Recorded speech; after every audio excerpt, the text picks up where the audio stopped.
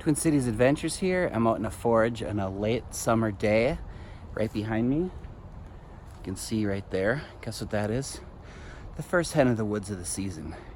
It's a nice small specimen. It's probably nice and tender. Let's harvest that and cook it up for dinner tonight. Look at this beautiful specimen. Just pop that right off. Perfect size. I'll get a knife and clean that off. This is definitely gonna be dinner tonight. Okay, notice the size of the tree that the hen of the woods came out of. This is how big it is. Now last year I did a video and we harvested a huge one. We cooked it up and we also dehydrated it. And it's the same one I made that maitake jerky out of. And that came from right there at the base of this tree. Now, there's nothing there this year yet. One could pop in a couple weeks. I picked this one right around the side of it. So check your spots, walk around the tree. You never know what you're gonna find. Twin Cities Adventures here. I'm out in the woods on a late summer forage. It's like the end of August and it's time for hen of the woods. I already found some earlier in the day and I found another one, but I'm gonna show you what it looks like. It's really hard to find until you're used to looking for it. Once you spot it, your eye will catch it every time. I'll turn the camera around, we'll look at the tree, and then I'll see if you can spot it before I point it out. Right there's a big, huge, old oak tree. That could be anywhere from 60 to 80 years old. So let's take a close look. Do you see anything that sticks out? There's leaf litter around the ground. There's dead branches. I mean, the average person is not gonna see this, but if you're a forager and you're used to it, what is that right there? Hen of the woods. And notice what's right next to it. Here is some stinging nettles. So let's take a peek here. The underside, nice, smooth, polypore surface. I'm gonna get my knife and I'm gonna cut that out. Here's a quick reference of how big the tree is compared to me. Now let's take a look at the mushroom that I just sliced off.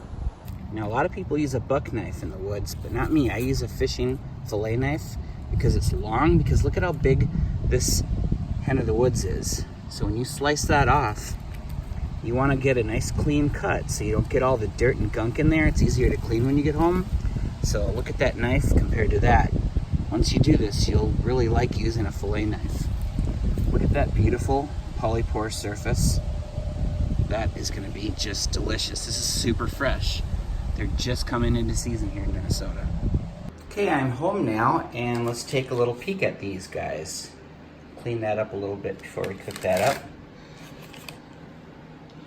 This is part of one here. This is all one here. Just cut it into smaller pieces to put in my bags before I brought it home. So that's a nice tender young one. And this one is also tender and young, but it's bigger. Other side of this one, look at that.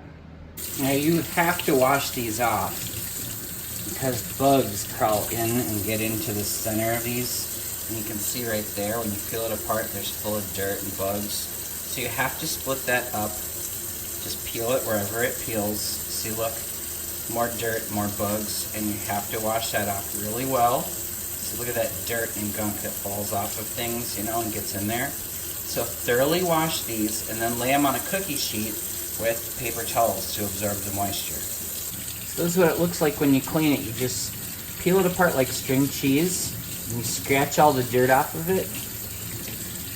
And you peel it apart like a piece of string cheese. Then you get it into nice size pieces that you can evenly cook, because you have to cook all of your mushrooms thoroughly. If your chunks are too big, you might not thoroughly cook the inside. So then it looks like, see, just like that. And then over here in my little strainer here, I've got all the pieces that I've cleaned already. So I'll just let those drip dry for a while, and then eventually we'll transfer those over to a cookie sheet with paper towels to absorb some of the moisture. Here's the bigger specimen right here. It's looks like some kind of coral from the ocean. Same thing here, just split it apart, just like this. That other one was really fresh, so it hadn't developed too much. This one's a little more developed. You can see how I strip it apart, just like string cheese. And like, I already gave it a rinse, but there's a lot of bark and a lot of bugs and dirt and just junk in there. See, bugs, they crawl through there and they track in sand. And you do not want to eat that, so it's really gross. So you got to really clean that out well. So just rinse that off, just like that. Put it in the strainer.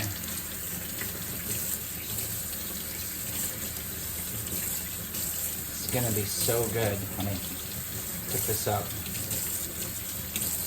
See that? Just like that. Okay, all the maitake mushrooms are all processed. They're all split apart and washed. Now I'll just lay those out on cookie sheets lined with paper towels to dry for a bit. There we have it. We have 4 trays of maitake mushrooms, or hen of the woods. So now you can cook those up, which we'll do in a little bit here, or you can dehydrate those. Here's a couple of jars of dehydrated ones from last year, fully dehydrated, and we also made maitake jerky out of those in a video I'll put on the side of the screen. So that was delicious. Okay, first up we got a skillet here with half of a yellow Vidalia onion. Got some butter and some garlic, so we're gonna saute that up to start. Once they start to lightly brown, so we're gonna add the hen of the woods in next, just enough for dinner tonight. And then we'll mix that up. Start sauteing those up. Okay, these are looking perfect, just slightly caramelized. Get a closer look at those. The onion is perfectly caramelized, as well as the maitake or hen of the woods mushrooms. Time for me to taste test it. Delicious.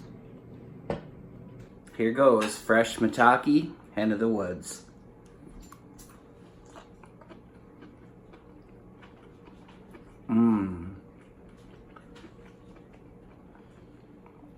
Those are delicious. Thanks for watching. Twin Cities Adventures, out.